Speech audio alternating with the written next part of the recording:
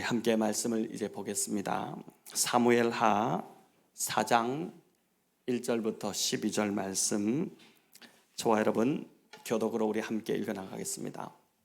사무엘하 4장 1절부터 12절 말씀입니다.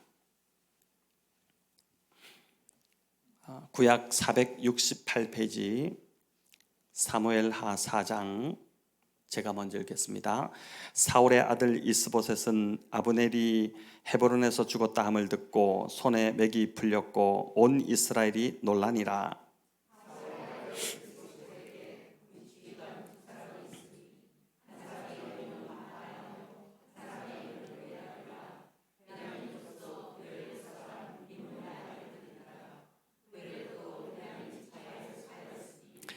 일찍이 부에롯 사람들이 깃다임으로 도망하여 오늘까지 거기 우거함이더라.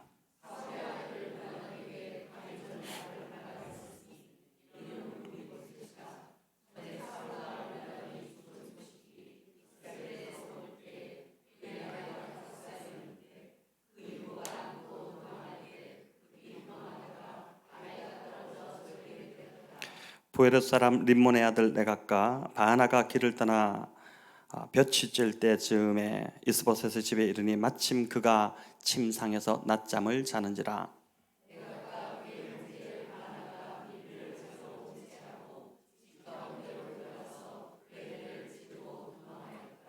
그들이 집에 들어가니 이스보셋이 침실에서 침상 위에 누워 있는지라. 그를 쳐 죽이고 목을 베어 그의 머리를 가지고 밤새도록 아라바 길로 가.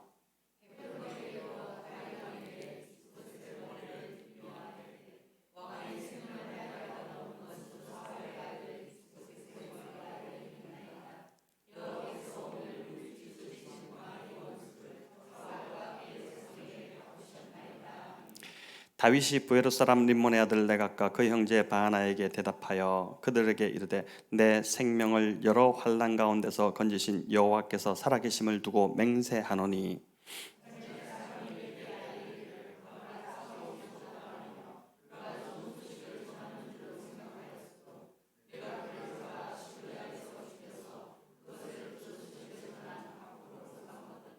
하물며 악인이 의인을 그의 집 침상 위에서 죽인 것이겠느냐. 그런즉 내가 악인의 피 흘린 죄를 너희에게 갚아서 너희를 이 땅에서 없이 하지 아니하겠느냐 하고 청년들에게 명령하매 곧 그들을 죽이고 수족을 베어 헤브론 목가에 매달고 이스보셋의 머리를 가져다가 헤브론에서 아브넬의 무덤에 매장하였더라. 아멘. 네, 본문을 읽으니까 알 것 같기도 하고 모를 것 같기도 하고 또 이 이야기가 굉장히 좀 끔찍하고 무겁고 이렇다는 생각이 들 겁니다. 오늘 무엇을 구하며 살고 있습니까? 이런 제목으로 우리 강사님 말씀 전해 주실 텐데, 김준영 강사님 장점이 말씀을 굉장히 이야기를 잘 풀어내는 장점이 있습니다. 그래서 오늘 이 이야기가 무엇을 의미하는지 이 제목을 가지고 우리에게 또 은혜 끼쳐 주실 때 아멘으로 잘 받으면 좋겠습니다.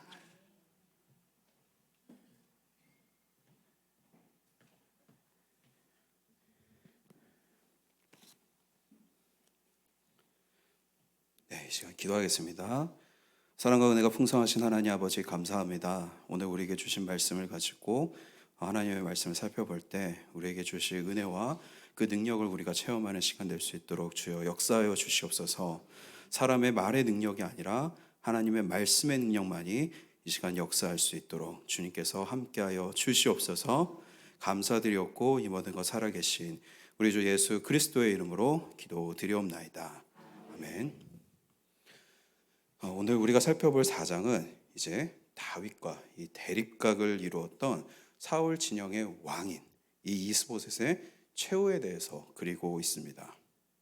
그런데 여러분, 지금 우리가 계속해서 사무엘하를 통해서 다윗이 왕이 되어가는 이 과정을 살펴보는 가운데 굳이 이 이스보셋이라는 사람의 죽음에 대해서, 그 최후에 대해서 이렇게 자세하게 살펴볼 이유가 있을까요?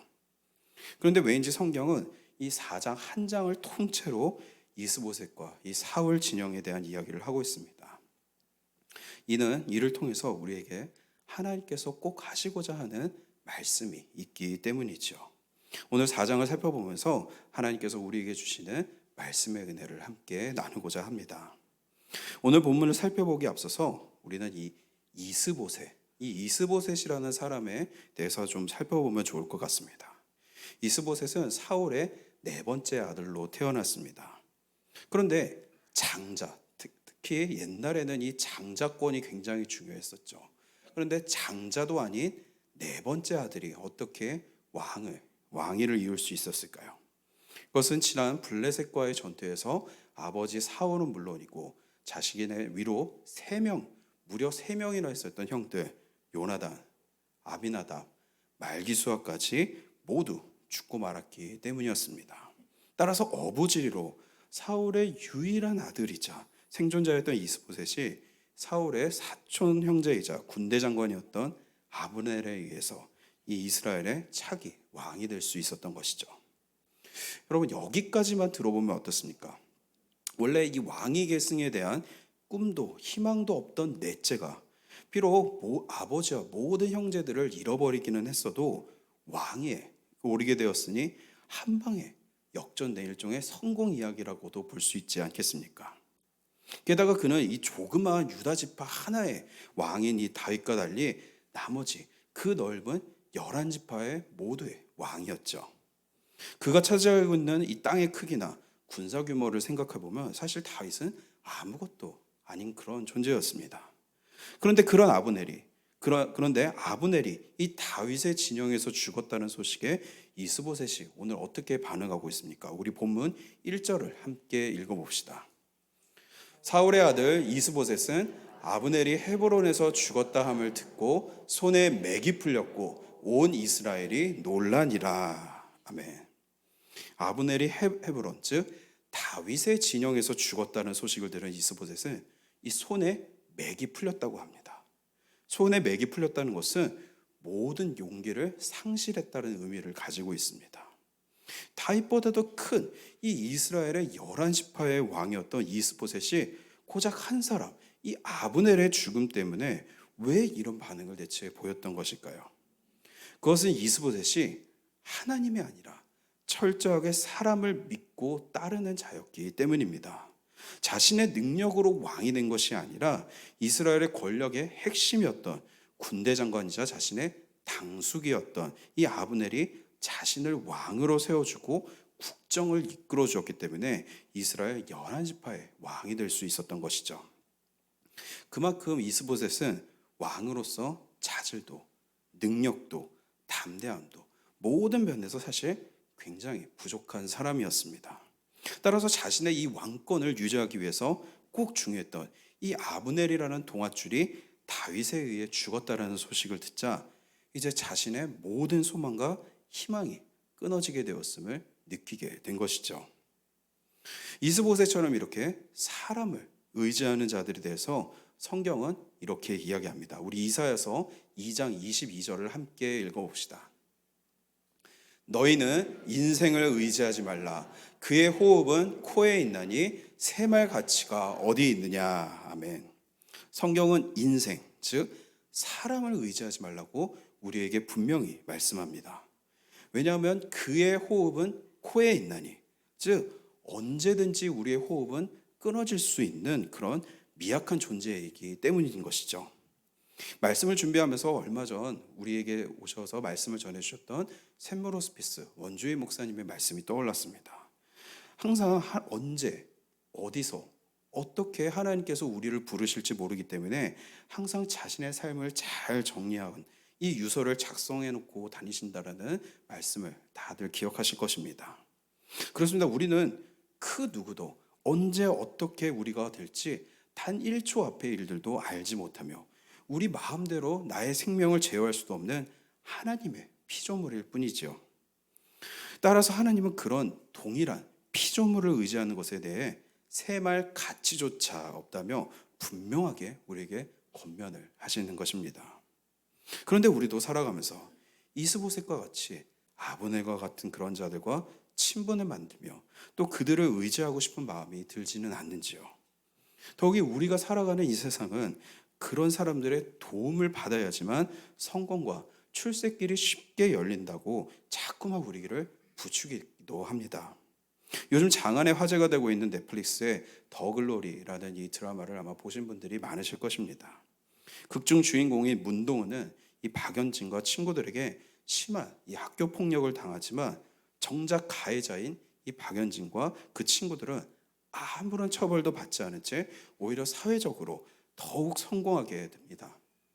그들의 부모가 돈으로 주요 보직에 있는 사람들과 친분을 맺고 모든 사건을 자신들의 뜻대로 무마해버렸기 때문이죠. 주인공은 이런 이들을 향해 복수를 하기 위해 철저하게 준비를 하게 되고 이를 실행하는 것이 드라마의 주된 내용입니다. 사실은 굉장히 허황된 판타지적인 그런 요소들이 많이 담겨져 있죠. 그런데 왜 이렇게 많은 사람들이 이 드라마에 열광을 하는 것일까요? 박연진과 무리들이 벌이는 이 폭력과 불법, 조작 같은 일들이 나와 내 주변에서 충분히 있을 법한 이야기라고 여기며 또 비슷한 일들을 실제로 겪은 사람들이 많았기 때문입니다. 드라마가 아닌 마치 내 삶처럼 실제 있는 이야기처럼 다가왔기 때문에 사람들이 더욱 열광했던 것입니다. 우리가 살아가는 세상이 바로 이런 세상이죠. 돈으로 권력과 사람을 사고 그렇게 해야 하면 평안할 수 있고 또 성공할 수 있다는 관념이 가득한 그런 세상을 지금 저와 또 우리 자녀들이 살아가고 있습니다. 그러나 우리는 이런 세상의 풍조에 휩쓸려서는 안 됩니다. 결코 동조해서도 안 됩니다. 우리가 믿는 주님은 성경에서 이처럼 사람을 의지하고 자신만을 위하는 자들의 결말에 대해서 분명하게 경고하고 있기 때문입니다. 우리 예레미야서 17장 5절을 함께 읽어봅시다. 여호와께서 이와 같이 말씀하시니라. 무릇 사람을 믿으며 육신으로 그의 힘을 삼고 마음이 여호와에게서 떠난 그 사람은 저주를 받을 것이라. 아멘. 성경은 하나님을 떠나 아무 의미 없는 이 인생들을 의지한 사람은 저주를 받을 것이라고 분명하게 우리에게 이야기합니다. 그리고 오늘 우리가 살펴본 이스보셋은 말씀대로 그리고 자신의 이름대로 정말로 수치스럽고도 저주와도 같은 죽음을 맞이하게 됩니다. 참고로 이 이스보셋이라는 이름은 남자라는 뜻의 히브리어 이시와 또 수치라는 뜻의 보셋이 합쳐져서 수치스러운 자라는 의미를 담고 있습니다. 그런데 왜 사울 왕의 넷째 아들이 수치스러운 자, 왜 이런 이름이 된 것일까요? 재미있는 것은 오직 역대기에만 이 이스보셋의 이름이 에스바알이라고 다르게 기록되어 있습니다. 그런데 학자들은 이 이스보셋의 이름이 원래 역대기에 기록된 에스바알이었을 것으로 봅니다. 여기에는 이유가 있습니다. 여기 자녀가 있으신 성도님들은 대부분 아시겠지만 저희 할아버지의 세대까지만 해도 자식에게 더 좋은 이 이름을 지어주기 위해서 장명소까지 가서 이름을 지어주는 일들이 사실 굉장히 흔했습니다. 저도 나중에 커서 부모님에게 들었는데 저도 할아버지께서 원래 장명소에서 받아온 이름이 있었다고 합니다.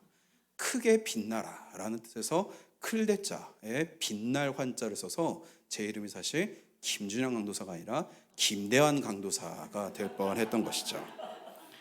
저희 부모님께서는 그 이름이 좀 별로라 여기셨는지 빚은 땄듯이 이 준걸준에 옥빈영을 써서 지금의 김준영이 되었던 것이죠. 저 우리 같은 일반 사람들도 자식 이름에 상당히 이 정성을 들이는데 하물며 다른 사람도 아닌 특히나 또 이름에 굉장한 의미를 부여하는 이 히브리 사람, 이 사울 왕은 또 어떻겠습니까? 그런데 그런 사울 왕의 첫째는 여호와께서 주심이라는 뜻의 요나단, 둘째는 나의 아버지는 존귀하시다라는 뜻의 아비나답, 셋째까지만 해도 여호와는 구원이시다라는 말기수아라는 이름을 주었는데 마지막 아들 이름이 왜 하필이면 에스바알, 이방신의 이름이 바알의 이름이 들어간 것일까요? 이는 사울의 신앙이 이방신인 바알을 숭배할 정도로 무너져 있었다는 것을 잘 보여주고 있는 증거인 것이죠. 학자들은 역대기에서는 이런 하나님 앞에 죄인이었던 사울의 모습을 적나라하게 있는 그대로 보여주기 위해서 이스보셋의 원래 이름인 이 에스바알 그대로 사용했다고 봅니다.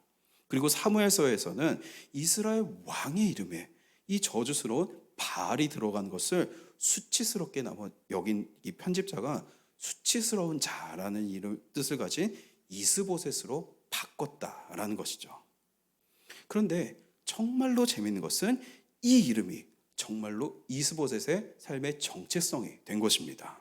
우리가 2장에서 먼저 살펴보았듯이 다윗의 집은 점점 더 강성해졌던 것에 비해서 이스보셋을 왕으로 세운 이 사울의 집안은 점점 수치스럽게도 원래 더 큰 땅, 더 많은 군사들을 가지고 있었음에도 불구하고 점점 더 약해져만 갔습니다. 이처럼 이스보셋의 나라가 약해져만 가고 작은 이 유다 땅에 다윗이 더욱 강성해진 결정적인 차이는 바로 믿음이었습니다. 무엇을 믿느냐? 내가 무엇을 믿느냐가 이들의 인생과 나라의 운명을 완전히 뒤바꿔 놓은 것이죠.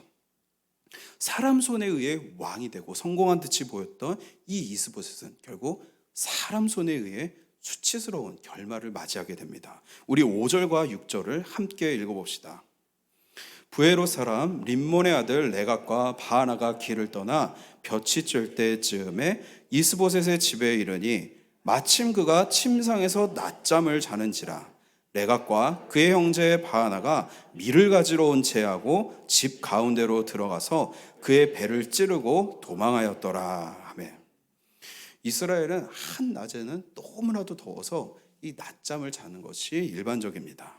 저도 8월에 이스라엘을 방문했을 때 어쩔 수 없이 일정상 한낮에도 이렇게 돌아다닐 수밖에 없었는데 그때 정말 이스라엘 거리를 돌아다니는 것만으로도 땀이 뻘뻘 날 정도로 너무나도 더웠던 그런 기억이 있습니다.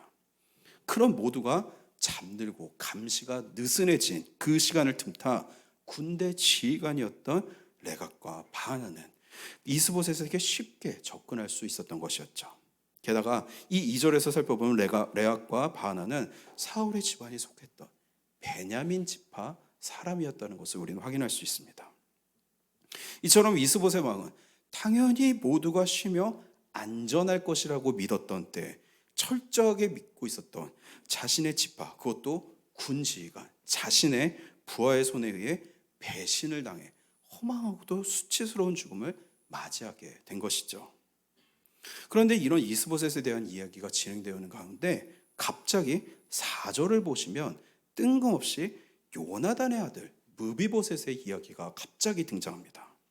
게다가 이 3절과 5절 내용과 전혀 연결되지도 않는 아주 별개의 이야기, 혹시 편집상에 뭔가 성경에 오류가 아닌가 싶을 정도로 갑자기 뜬금없는 이 이야기가 나와서 대체 이게 뭔가 싶을 정도죠.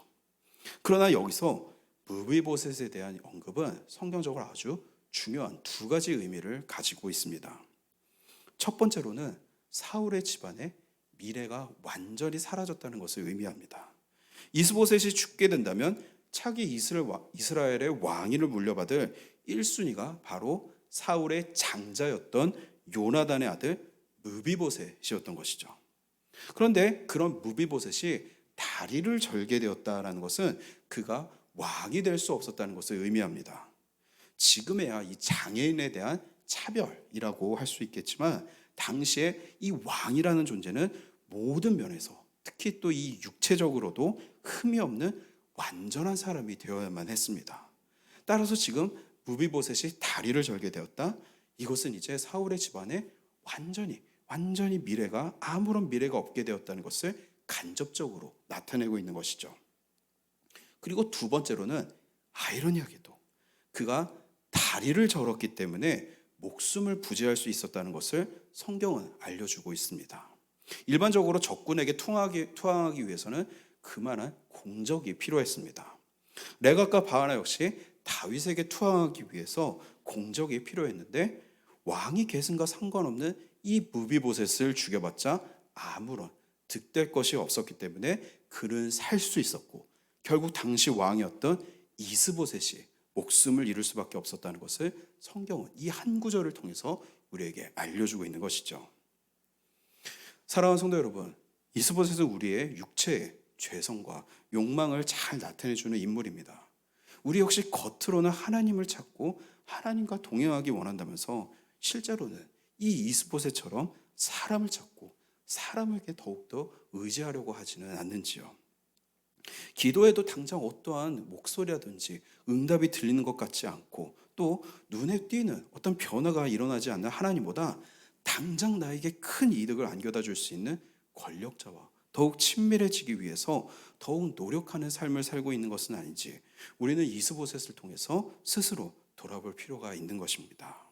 오늘 본문은 그런 자의 마지막에 결국 수치스러운 결말뿐임을 이스보셋을 통해 우리에게 분명하게 보여주며 그런 삶을 살지 않도록 우리에게 하나님께서 말씀하시고 계신 것입니다. 하나님을 의지하지 않고 사람을 의지하는 사람들은 당장에는 승수장구하는 것처럼 보일지 몰라도 결국 그들의 죄와 잘못은 드러날 수밖에 없으며 그들의 끝은 수치와 멸망밖에 없음을 믿으시기 바랍니다. 우리 역시 이 이스보셋처럼 주님 앞에 부끄럽고 수치스러운 자로 서지 않도록 내 욕망을 이루기 위해 사람을 의지하는 사람이 아니라 비록 고난과 역경이 다가올지라도 다윗처럼 철저하게 끝까지 하나님을 믿고 의지하는 자로 우뚝 서시기를 축원합니다. 오늘 본문은 이처럼 이스보셋의 멸망과 함께 사울의 집안이 속한 이 베냐민 집안 사람이자 지휘관이었던 바하나 레갑이 다윗의 진영에 이 투항하는 모습을 보여줍니다. 이들은 아브넬이 죽었다는 소식을 듣자 더 이상 이 이스보셋과 이스라엘에 아무런 희망이 없다는 것을 직감하고 다윗에게 기여하기로 작정을 했던 것이죠. 그리고 이를 위한 공적을 세울 참으로 결국 자신들의 왕이었던 이 이스보셋을 죽이고 그의 목을 다윗에게로 가져갑니다.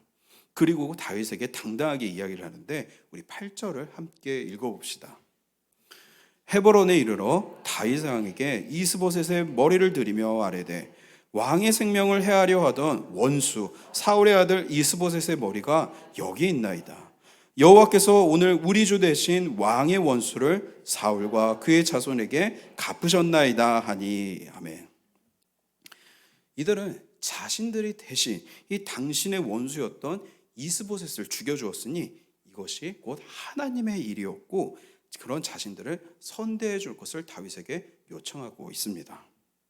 그런데 그런 그들의 최후가 어떻게 됩니까?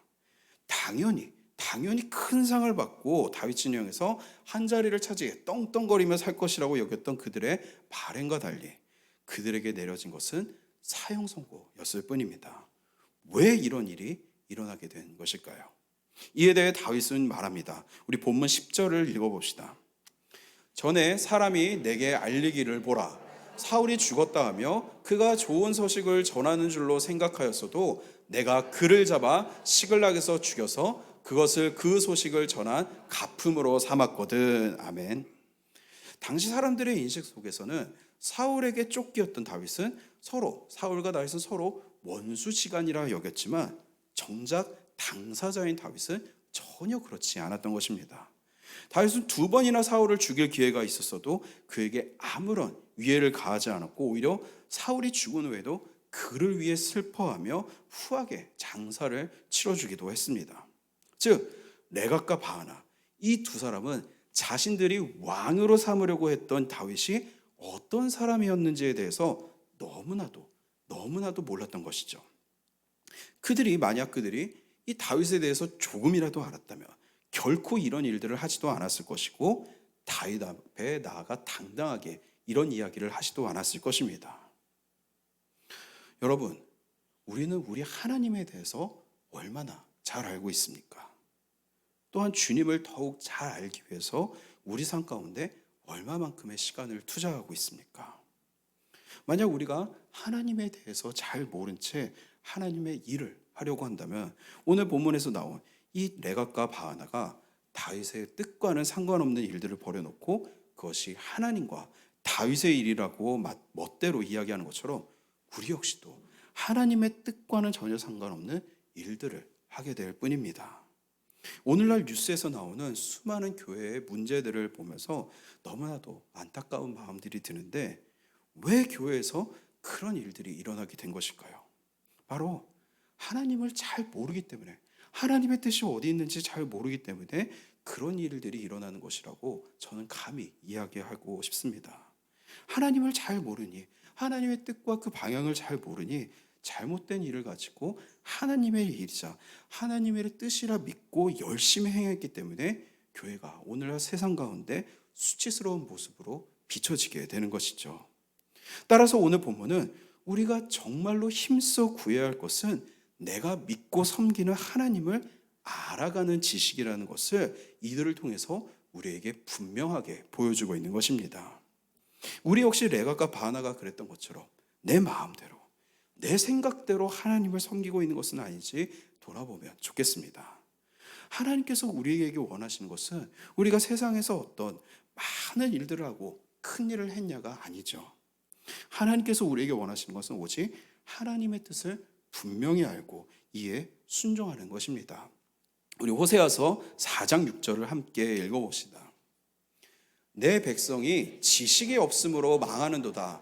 내가 지식을 버렸으니 나도 너를 버려 내 제사장이 되지 못하게 할 것이요.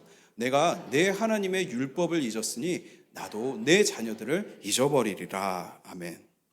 여기서 말하는 지식이란 율법, 즉 하나님을 아는 지식을 뜻하죠. 사울의 집안이 왜 이렇게 몰락하게 되었습니까? 초대 왕이었던 사울이 자신의 생각대로 하나님을 멋대로 판단하고 하나님의 뜻과는 상관없이 나라를 다스리려고 했기 때문에 결국 그들의 집안은 비참한 최후를 맞이하며 쇠락의 길을 걷게 된 것이죠. 결국 성경은 끊임없이 이 사울의 집안과 나라가 쇠퇴의 길로 접어들 수밖에 없었던 결정적인 이유가 하나님을 아는 지식도 없었고 알려고 하지 않았다는 것을 반복해서 계속 우리에게 알려주고 있는 것입니다. 오늘 본문은 이런 이스보셋과 레갑과 바나로 대표되는 이 사울의 집안과 반대로 왜 하나님께서 다윗을 택하실 수밖에 없으셨는지, 왜 다윗이 하나님의 마음에 합한 인물이었고 왜 점점 더 강성하여질 수밖에 없었는지에 대해서 분명하게 보여줍니다. 우리 본문 9절을 함께 읽어봅시다. 다윗이 부에롯 사람 림몬의 아들 레갑과 그의 형제 바하나에게 대답하여 그들에게 이르되 내 생명을 여러 환난 가운데서 건지신 여호와께서 살아계심을 두고 맹세하노니. 아멘. 9절에서 다윗이 여호와 하나님에 대해서 말할 때 어떤 하나님이라고 이야기하고 있습니까?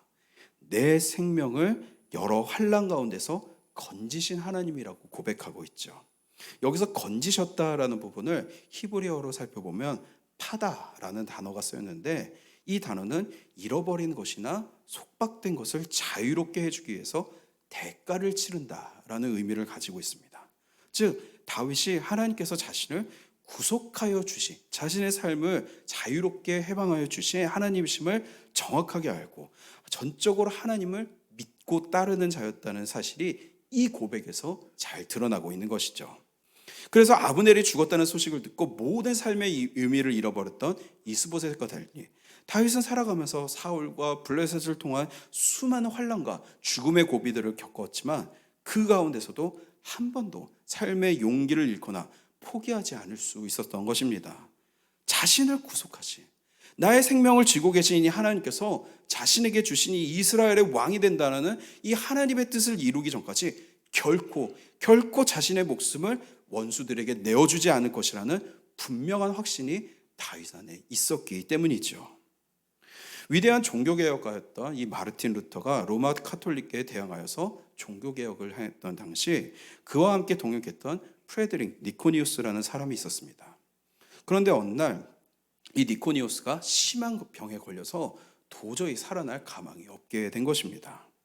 살 날이 얼마 남지 않았다고 여긴 니코니우스는 이제 마지막으로 자신의 동역자였던 이 루터에게 마지막 고별 편지를 보내게 됩니다. 이 편지를 받은 루터는 깜짝 놀라게 되었고 곧바로 그에게 답장을 보내게 됩니다. 여러분이 루터였다면 어떤 답장을 보냈을 것 같습니까? 그래 친구, 참 안타깝지만 그래도 하나님께서 그동안 당신에게 많은 축복을 또 내어주셨고 이제 평안히 당신의 삶을 마무리할 수 있도록 내가 당신을 축복하며 기도하겠네. 뭐 이런 내용으로 우리가 보통 그에게 편지를 보내지 않았을까요? 그런데 루터는 그의 마지막 가는 길에 평안과 축복에 대한 기도가 아니라 굉장히 의외의 내용의 편지를 보냅니다. 그 내용을 제가 읽어보겠습니다. 친구여, 나는 자네가 더 살 것을 하나님의 이름으로 명령하네. 나에게 있어서 교회를 개혁하는데 자네가 필요하니 주님은 자네가 죽었다는 소식을 나로 하여금 듣도록 하지 않을 걸세. 자네가 살아야 한다는 것은 나의 뜻이네. 하지만 내가 하나님의 이름으로 영화롭게 하는 일을 하기 때문에 하나님은 나의 기도를 들어주실 것이라고 믿고 있네. 놀랍게도 임종을 앞두고 있었던 이 니코디우스는 이 루터의 편지를 받은 지 얼마 지나지 않아 루터의 일을 도울 수 있도록 완전히 회복하게 되었습니다. 루터의 이 확신에 찬 기도는 물론이고 죽음조차 이길 수 있는 이 힘을 하나님으로부터 받았기 때문이죠. 그로부터 니코디우스는 무려 6년이나 루터와 함께 하나님의 일에 힘쓰다 평안히 하나님의 부르심을 받게 됩니다. 어쩌면 우리에게 하나님을 알고 그의 뜻을 따라야 한다는 것은 너무나도 당연하고 어쩌면 지겨운 이야기로 들릴지 모르겠습니다. 그런데 이렇게 너무나도 단순하고 잘 아는 이게 안 돼서, 이게 당연하다고 생각하고 어쩌면 지겹다고 생각할지 못하는 이 내용을 우리가 지키지 못해서 우리의 삶이 하나님 앞에 나아가지 못하고 방황하게 될 때가 많죠. 우리에게 정말로 필요한 것은 다른 것이 아니라 오직 주님입니다. 우리가 정말로 열과 성을 다하여 주님을 바로 알고 주님의 뜻 가운데 살아간다면 우리의 기도는 오늘 우리가 살펴보았던 이 루터의 기도처럼 하나님의 뜻에 합한 기도와 그 능력의 사람이 될 수 있습니다.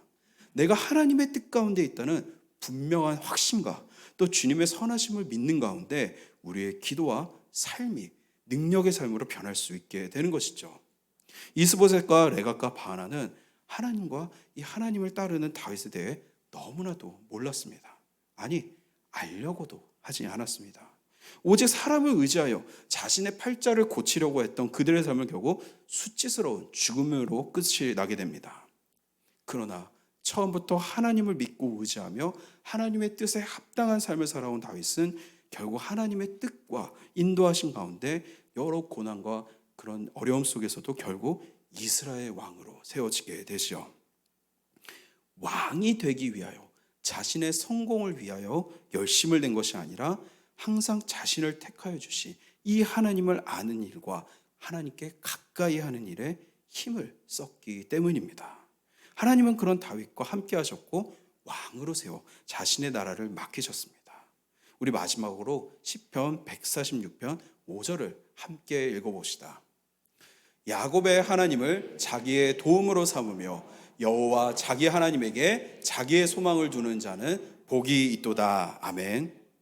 오늘 이 시간 우리가 이 이스보셋이 아닌 다윗의 모습이 되기를 기도합시다.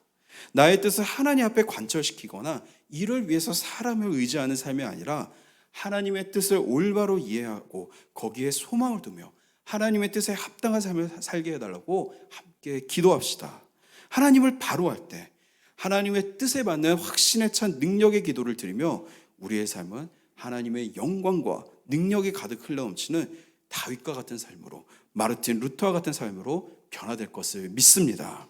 오늘 이 시간 그런 믿음의 기도를 주님 앞에 드리시는 믿음의 성도들 다 되시기를 우리 주님의 이름으로 축원합니다.